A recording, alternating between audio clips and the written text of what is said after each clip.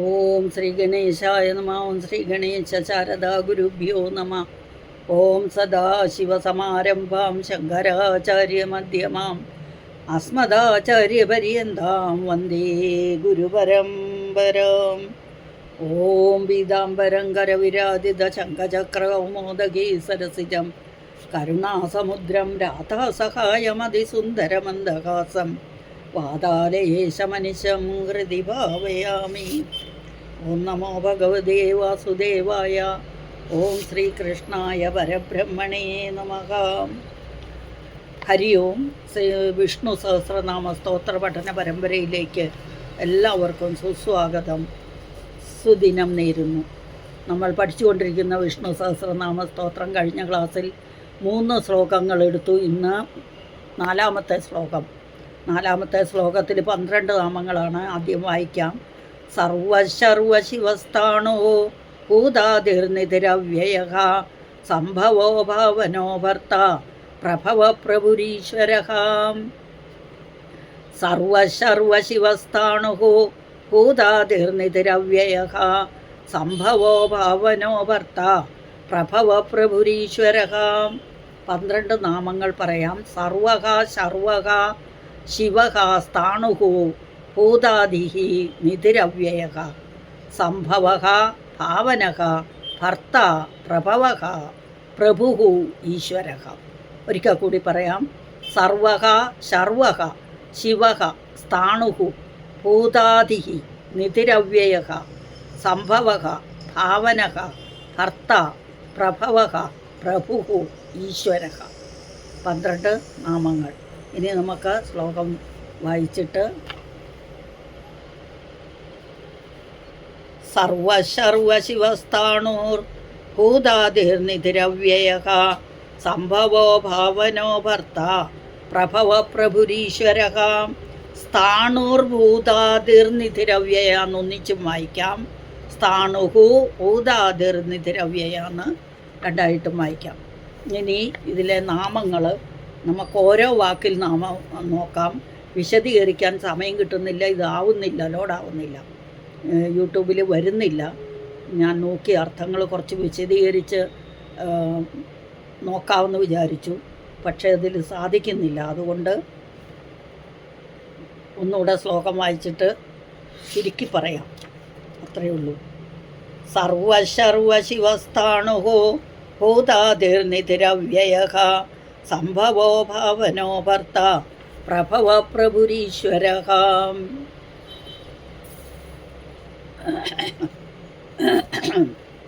സർവഃ, സർവൻ എന്ന് ഭഗവാന് പേര്.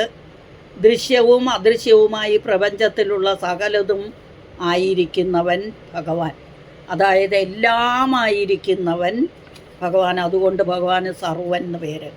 ശർവഃ, ശർവ എന്ന് പറഞ്ഞാൽ ഹിംസിക്കുന്നവനെന്ന് അർത്ഥം. കൽപ്പാവസാന പ്രളയ സമയത്ത് രുദ്രനായി സംഘർഷണനായി എല്ലാം തന്നിൽ തന്നെ ലയിപ്പിച്ച് ഭക്തന്മാരുടെ പാപങ്ങളെയെല്ലാം നശിപ്പിച്ച് ദുഷ്ടന്മാരെയൊക്കെ കൊന്ന് എല്ലാം രൂപം മാറി മറ്റൊന്നുണ്ടാകാൻ വേണ്ടി എല്ലാം പ്രവർത്തിക്കുന്നു. അതുകൊണ്ട് ഭഗവാന് ശർവൻ എന്ന് പേര്. അപ്പോൾ അതൊറ്റ വാക്കി പറഞ്ഞാൽ പ്രളയകാലത്തെല്ലാം തന്നിൽ ലയിപ്പിക്കുന്നവൻ, ഭക്തന്മാരുടെ പാപം നശിപ്പിക്കുന്നവൻ എന്ന അർത്ഥത്തിൽ. അടുത്ത നാമം ശിവഃ. ശിവൻ എന്ന് പറഞ്ഞാൽ മംഗളരൂപി, പരിശുദ്ധൻ എന്നൊക്കെ അർത്ഥം. അടുത്ത നാമം സ്ഥാണുഹു. സ്ഥാണു എന്ന് പറഞ്ഞാൽ സ്ഥിരമായി സ്ഥിതി ചെയ്യുന്നവൻ. ആദ്യന്തഹീനനും ജ്യോതിർലിംഗ രൂപനുമായ ശിവൻ തന്നെയാണ് സ്ഥാണുഹു. ശിവനും സ്ഥാണു എന്ന് പേരുണ്ട്. 11 രുദ്രന്മാരിൽ ഒരു രുദ്രൻ്റെ പേര് അങ്ങനെ. അപ്പോൾ സ്ഥാണുഹു, തൂണ് പോലെ നിൽക്കുന്നു. ഭൂതാദിഹി, ഭൂതാദി എന്ന് പറഞ്ഞാൽ സൃഷ്ടികൾക്കെല്ലാം മുമ്പേ ഉള്ളവൻ. ആദി എന്ന് പറഞ്ഞാൽ മുമ്പ്, ഭൂതം ഭവിച്ചതൊക്കെ ഭൂതം. അപ്പം എല്ലാ സൃഷ്ടികളുടെയും കാരണഭൂതൻ ഭഗവാനായതുകൊണ്ട്.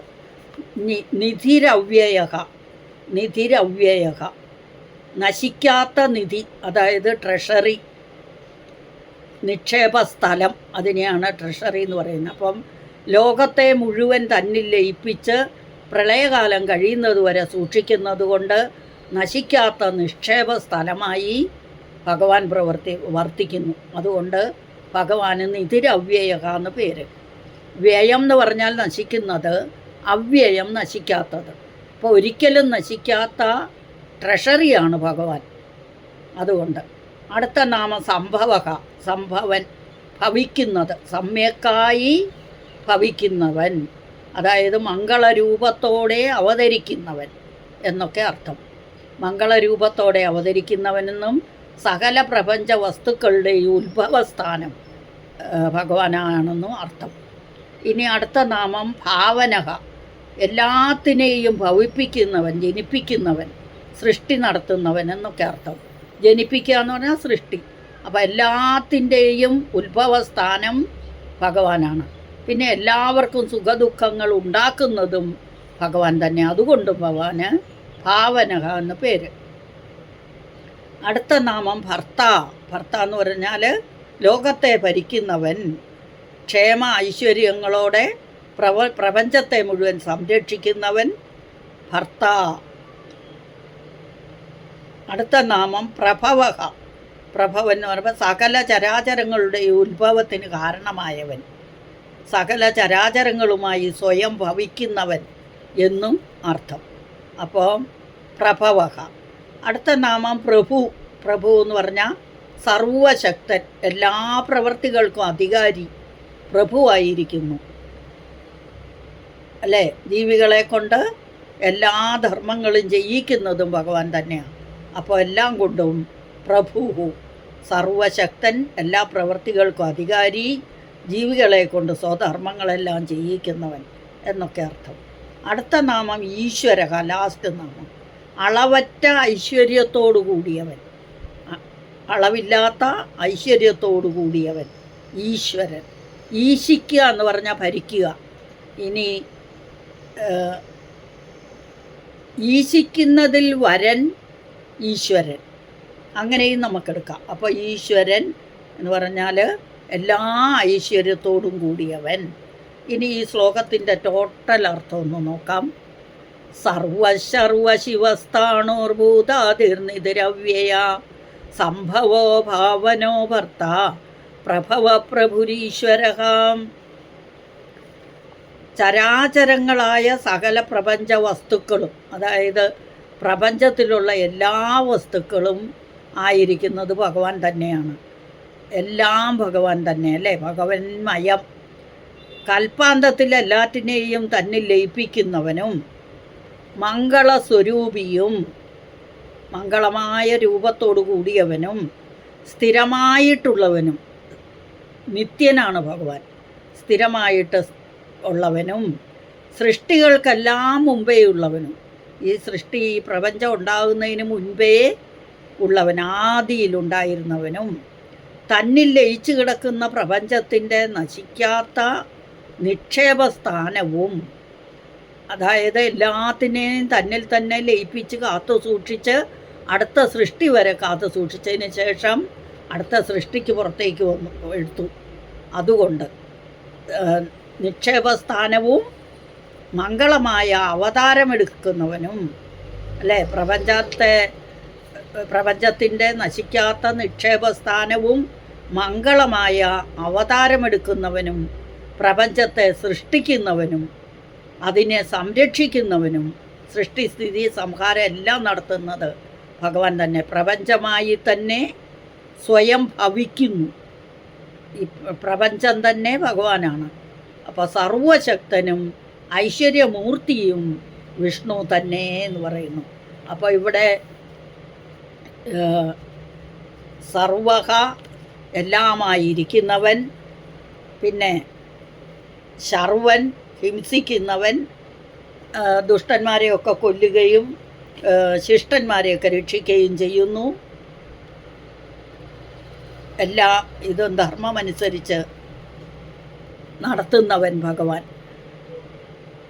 പിന്നെ ശിവ എന്ന് പറഞ്ഞാൽ സർവദാ പരിശുദ്ധനും മംഗളസ്വരൂപനും അല്ലേ. തപസ്, സത്യം, ക്ഷമ, സൃഷ്ടി, ശക്തി, ആത്മബോധം, സർവവ്യാപി എല്ലാം ഭഗവാൻ. സർവജ്ഞൻ, നിത്യതൃപ്തൻ, അനാദി ബോധത്തോട് സ്വാതന്ത്ര്യം എല്ലാ സ്വാതന്ത്ര്യവും ഉള്ളവൻ എല്ലാം ഭഗവാനായതുകൊണ്ട്, അതുപോലെ തന്നെ സത്വരജസ് തമോ ഗുണങ്ങളെല്ലാം അതൊന്നും ഭഗവാനെ ബാധിക്കുന്നില്ല. അതുകൊണ്ടും ഭഗവാൻ നിർമ്മലനുമാണ്, മംഗളസ്വരൂപിയുമാണ്. അതുകൊണ്ട് ഭഗവാന് പേര് ശിവഹ. അടുത്ത നാമം അത് ഇവിടെ ഓരോ ഉപനിഷത്തുകളിലും പറയുന്നുണ്ട്. ഇതെല്ലാം ശർവ ശിവ എന്ന നാമങ്ങളൊക്കെ സഹസ്രനാമത്തിൽ കാണുന്നത് ഹരിയും ഹരനും ഒന്ന് തന്നെയാണെന്ന് കാണിക്കാൻ വേണ്ടിയാണ്. ദ്രോണപർവത്തിൽ മഹാഭാരതത്തിൽ മനുഷ്യർക്കെല്ലാം മംഗളം ആഗ്രഹിച്ച് സദാ എല്ലാ വസ്തുക്കളിലും അവയുടെ എല്ലാ കർമ്മങ്ങൾക്കും ബുദ്ധി നൽകി ശിവൻ എന്ന പേരിൽ പറയപ്പെടുന്നു. എല്ലാം ചെയ്യുന്നത്, എല്ലാവർക്കും ബുദ്ധി നൽകി എല്ലാവരെയും നന്മയിലേക്ക് നയിക്കുന്നതും മനുഷ്യർക്കെല്ലാം മംഗളം വരാൻ വേണ്ടി എല്ലാം ചെയ്യുന്നത് ഭഗവാനായതുകൊണ്ട്. ഇനി അടുത്ത നാമം സ്ഥാണുഹു. സ്ഥാണു എന്ന് പറഞ്ഞാൽ തൂണ്, സ്ഥിരമായിട്ട് നിൽക്കുന്നവൻ, ഒരു അനക്കവുമില്ലാതെ. അപ്പം നിത്യനാണ് ഭഗവാൻ. അതുകൊണ്ട് സ്ഥിരമായിരിക്കുന്നവൻ. ഹരിയും ഹരനും ഒന്നാണെന്ന് നിത്യത കൊണ്ട് കാണിക്കുന്നു അല്ലേ. അപ്പോൾ പരമാത്മാവായ ആത്മാവ് എല്ലാ കാലവും നിലനിൽക്കുന്നു, സർവത്ര വ്യാപിച്ചു കിടക്കുന്നു, രൂപാന്തരമൊന്നുമില്ല എന്ന് ഭഗവാൻ തന്നെ ഗീതയിൽ പറയുന്നു. ഭഗവത്ഗീതയിൽ 2-ാം അധ്യായത്തിൽ 20-ാമത്തെ ശ്ലോകത്തിൽ നിത്യ സർവഗതസ്ഥാണു എന്ന്. അതുകൊണ്ട് ഭഗവാൻ സ്ഥാണുവാണ്. ഇനി ആകാശത്തേക്ക് നോക്കി സ്ഥിരമായി എല്ലാ കാലവും നിൽക്കുന്നുകൊണ്ട് വൃക്ഷത്തെയും നമുക്ക് സ്ഥാണു എന്ന് പറയാം. ബ്രഹ്മാവിൻ്റെ മാനസപുത്രനായ ഏകാദശ രുദ്രന്മാരിൽ ഒരു രുദ്രൻ്റെ പേര് സ്ഥാണു എന്നായിരുന്നു. ഇനി ത്രിപുര സംഹാരത്തിനു വേണ്ടി 3 പുരങ്ങളും കൂടി ചേരുന്ന സമയം ഉറ്റുനോക്കിക്കൊണ്ട് ആദ്യന്ത വിഹീനനായി ജ്യോതിർലിംഗ രൂപത്തിൽ പ്രത്യക്ഷപ്പെട്ട ശിവനെയും സ്ഥാണു എന്ന് പറയുന്നു. അടുത്തത് ഭൂതാദിഹി, സൃഷ്ടികൾക്ക് മുഴുവൻ മുമ്പുള്ളവൻ, ആദി, ഭവിക്കുന്നതെല്ലാം ഭൂതം. അപ്പോൾ ആ ഭൂതത്തിനും മുമ്പുള്ളത്, അതുകൊണ്ട് അത് ഭഗവാൻ. സൃഷ്ടികൾക്ക് മുഴുവൻ മുമ്പുള്ളവൻ, സൃഷ്ടിക്ക് ആദികാരണമായ പരബ്രഹ്മം, ആകാശം, അഗ്നി, വായു, ജലം, പൃഥ്വി, ഈ എല്ലാ മഹാഭൂതങ്ങൾക്കും മുമ്പ് ശാശ്വതമായി സ്ഥിതി ചെയ്തിരുന്നു. അതുകൊണ്ട് ഭഗവാന് പേര് ഭൂതാദിഹി. ഇനി ജീവാത്മാക്കളെല്ലാം ഭഗവാനിൽ ലയിക്കുന്നു. പിന്നെ സൃഷ്ടി സമയത്തെല്ലാം പുറത്തേക്ക് വരുന്നു. അവ്യയനിധി, അനശ്വരനായ നിധി, ട്രഷറി, എല്ലാം പ്രപഞ്ചം മുഴുവൻ ഭഗവാൻ ഇതാണ്. അപ്പം എല്ലാം കൽപ്പത്തിൻ്റെ അവസാനത്തെ യോഗനിദ്രയെ പ്രവേശിക്കുന്നതിന് മുമ്പ് ജഗത്ത് മുഴുവനും സൂക്ഷ്മ അണുക്കളാക്കി ബീജാവസ്ഥയിൽ തന്നിൽ തന്നെ കാത്തു സൂക്ഷിക്കുന്നു. എന്നിട്ട് സൃഷ്ടി സമയത്ത് പുറത്തേക്കെടുക്കുന്നു. അമൂല്യ വസ്തുക്കളെ സൂക്ഷിക്കുന്ന സ്ഥലത്തെയാണ് നിധി എന്ന് പറയുന്നത്. അപ്പോൾ വസ്തുക്കളുമെല്ലാം അത് തന്നെയാണ്. ഇനി സംഭവക, സംഭവിക്കുന്നത്, സമ്യക്കായി ഭവിക്കുന്നതൊന്നും ഭവിക്കുന്നതൊക്കെ ഭൂതം. അപ്പോൾ തൻ്റെ ഇച്ഛയനുസരിച്ച് അവതരിക്കുന്നവനുമാണ് ഭഗവാൻ. സ്വേച്ഛപ്രകാരം അവതരിക്കുന്നതുകൊണ്ട് ഭഗവാൻ സംഭവക. ഇനി ഭഗവത്ഗീതയിൽ 4-ാം അധ്യായത്തിൽ 8-ാം ശ്ലോകത്തിൽ യഥാ യഥാ ഹി ധർമ്മസ്യ ഗ്ലാനിർഭവതി ഭാരത അഭ്യുത്ഥാനം അധർമ്മസ്യ സംഭവാമി യുഗേ യുഗേ. അല്ലേ, ഏതെല്ലാം കാലത്ത് ധർമ്മം നശിച്ച അധർമ്മം ഉടലെടുക്കുന്നുവോ അപ്പോഴൊക്കെ ഞാൻ അവതരിക്കുന്നു എന്ന് ഗീതയിൽ ഭഗവാൻ പറഞ്ഞിട്ടുണ്ട്. അങ്ങനെ എല്ലാം കൊണ്ടും ഭഗവാൻ പരബ്രഹ്മമായ നാരായണനാകുന്നു. എല്ലാ ജന്തുക്കളുടെയും ഭൂതങ്ങളുടെയും എല്ലാ ഉത്ഭവസ്ഥാനം ഭഗവാൻ തന്നെ എന്ന് പറയുന്നു. അതുകൊണ്ട് ഭഗവാന് പേര് ഭൂത സംഭവക. അടുത്ത നാമാണ് ഭാവന. ഭവിപ്പിക്കുന്നവനല്ല, ഭവിക്കുന്നതൊക്കെ ഭൂതം. അപ്പോൾ ഭവിപ്പിക്കുന്നവൻ എന്നർത്ഥം. എല്ലാത്തിനെയും ഉണ്ടാക്കുന്നത്, കർമ്മത്തിനനുസരിച്ച് അതിൻ്റെ ഫലം നൽകുന്നതൊക്കെ ഭഗവാൻ തന്നെ. പിന്നെ അടുത്ത നാമം ഭർത്ത. ഭർത്ത എന്ന് പറഞ്ഞാൽ പ്രപഞ്ചത്തിന് മുഴുവൻ അധിഷ്ഠാനമായി നിന്ന് ഭരിക്കുന്നവൻ മഹാവിഷ്ണു. പ്രപഞ്ചത്തെ സൃഷ്ടിച്ച് നിലനിർത്തി വളർത്തി അതാതിൻ്റെ പുണ്യപാപ ഫലങ്ങളെല്ലാം അനുസരിച്ച് കർമ്മഫലം നൽകി ഭരിക്കുന്നതുകൊണ്ട് ഭഗവാന് പേര് ഭർത്ത എന്ന്. ഭഗവത്ഗീതയിലെ 13-ാമത്തെ അധ്യായത്തിൽ 23-ാമത്തെ ശ്ലോകം ഉപദ്രഷ്ടാനുമന്ത ഭർത്ത ഭോക്ത മഹേശ്വര എന്ന് പറഞ്ഞാലോ സർവത്തിനും സാക്ഷിയും അനുമന്താവും അവയെ ഭരിക്കുന്നവനും മഹേശ്വരൻ തന്നെയാവുന്നു എന്ന്. ഭർത്താവ് ഭാര്യയുടെ സംരക്ഷകനായി എങ്ങനെ നിൽക്കുന്നു അതുപോലെ ഈ പ്രപഞ്ചത്തിൻ്റെ മുഴുവൻ ആധാരമായി അവരെയെല്ലാം സംരക്ഷിക്കാനായി ഭഗവാൻ നിൽക്കുന്നു. അതുകൊണ്ട് ഭഗവാന് പേര് ഭർത്ത. അടുത്ത നാമം പ്രഭവക.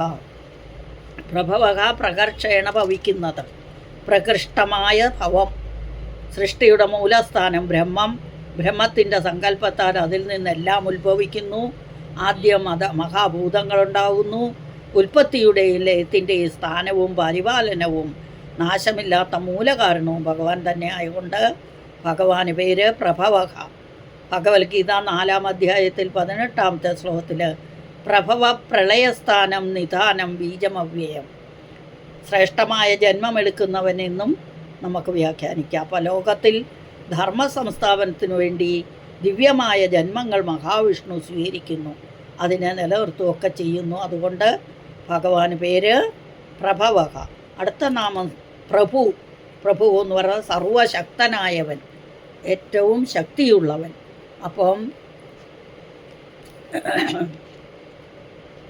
എല്ലാം ഈശ്വരൻ എല്ലാ ജന്തുക്കളെയും ശാസിച്ച് കർമ്മം ചെയ്യിക്കുകയും ഒക്കെ ചെയ്യുന്നതാണ് ഭഗവാന്റെ ജോലി അല്ലേ. അപ്പോൾ ഭഗവാൻ എപ്പോഴും മഹാൻ പ്രഭുർവൈ പുരുഷക എന്ന് പറയുന്നു. അതായത് സർവശക്തനുമാണ്, എല്ലാം ചെയ്യുകയും ചെയ്യിക്കുകയും ചെയ്യുന്നു ഭഗവാൻ. അതുകൊണ്ട് അടുത്ത ലാസ്റ്റ് നാമ ഈശ്വരക. ഈശ്വരൻ എന്ന് പറഞ്ഞാൽ ഈശിക്കുന്നവൻ ഈശ്വരൻ, ഈശിക്കുന്നതിൽ വരൻ ഈശ്വരൻ. ഈശിക്കുക എന്ന് പറഞ്ഞാൽ ഭരിക്കുക, എല്ലാത്തിൻ്റെയും നിയന്ത്രണം ഭഗവാന്റെ കയ്യിലാണ്. പ്രഭുവായി ഒരു സഹായവുമില്ലാതെ തൻ്റെ ആജ്ഞ പ്രപഞ്ചം മുഴുവൻ നടത്തുന്നതിന് ഭഗവാന്റെ ഐശ്വര്യത്തിന് അളവില്ല. അതുകൊണ്ട് ഭഗവാന് പേര് ഈശ്വരൻ, ഈശിക്കുന്നതിൽ വരൻ. യേഷ സർവേശ്വരക, ഇവൻ സർവൈശ്വരനാണ് എന്നും. പിന്നെ ഈശ്വരന്മാരിൽ ശ്രേഷ്ഠനും മഹേശ്വരനുമാകുന്നു. എല്ലാ സൃഷ്ടികളിലെയും ഈശ്വരൻ അവയുടെ ഹൃദയാകാശത്തിൽ സ്ഥിതി ചെയ്ത് ഭരിക്കുന്നു. അതുകൊണ്ട് ഭഗവാന് പേര് ഈശ്വരൻ. ഇനി ഭഗവത്ഗീതയിൽ 18-ാമത്തെ അധ്യായത്തിൽ 61-ാമത്തെ ശ്ലോകത്തിൽ ഈശ്വര സർവഭൂതാനാം ഹൃദ്ദേശേ അർജുന തിഷ്ഠതി ഭ്രാമയൻ സർവഭൂതാനി യന്ത്രരൂഢാനിമായ എന്ന് പറയുന്നു. അല്ലയോ അർജുന, യന്ത്രങ്ങൾ അവയിൽ വെച്ച വസ്തുക്കളെ എങ്ങനെ ഭ്രമണം ചെയ്യിക്കുന്നു അതുപോലെ സകല പ്രാണികളെയും ഭഗവാൻ ഹൃദയാകാശത്തിൽ നിന്ന് മായ കൊണ്ട് തിരിക്കുന്നു. എങ്ങനെയാണോ നിറമില്ലാത്ത സൂര്യരശ്മിയിൽ സപ്തവർണ്ണങ്ങൾ കാണുന്നത്, അതുപോലെ ശുദ്ധ സത്തയിൽ നിന്ന് സത്വരജ തമോ ഗുണങ്ങൾ ദൃശ്യമായി ശുദ്ധ സത്വമാണ് ഈശ്വര സ്വരൂപം, ഈശ്വരൻ്റെ സ്വരൂപം. ഭഗവാൻ തുരീയ അവസ്ഥയിൽ അനുഭവനാവുന്നു. അപ്പോൾ ഗുണാതീതനായാൽ മാത്രമേ ഈ അവസ്ഥയൊക്കെ ഉണ്ടാവുകയുള്ളൂ. അതുകൊണ്ട് ഭഗവാന് പേര് ഈശ്വരക.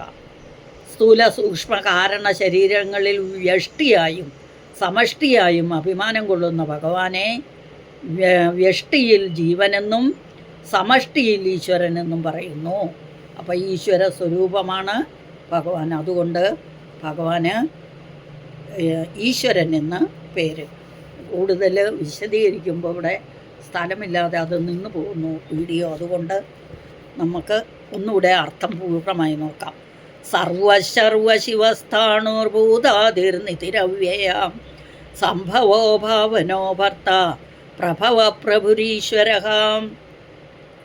ചരാചരങ്ങളായ സകല പ്രപഞ്ച വസ്തുക്കളും ആയിരിക്കുന്നവനും കൽപ്പാന്തത്തിൽ എല്ലാറ്റിനെയും തന്നിൽ ലയിപ്പിക്കുന്നവനും മംഗളരൂപിയും സ്ഥിരമായിട്ടുള്ളവനും സൃഷ്ടികൾക്കെല്ലാം മുമ്പേയുള്ളവനും തന്നിൽ ലയിച്ചു കിടക്കുന്ന പ്രപഞ്ചത്തിൻ്റെ നശിക്കാത്ത നിക്ഷേപസ്ഥാനവും മംഗളമായ അവതാരമെടുക്കുന്നവനും പ്രപഞ്ചത്തെ സൃഷ്ടിക്കുന്നവനും അതിനെ സംരക്ഷിക്കുന്നവനും പ്രപഞ്ചമായി തന്നെ സ്വയം ഭവിക്കുന്നവനും സർവശക്തനും ഐശ്വര്യമൂർത്തിയും മഹാവിഷ്ണു തന്നെയെന്ന് ഈ ശ്ലോകത്തിൻ്റെ അർത്ഥം.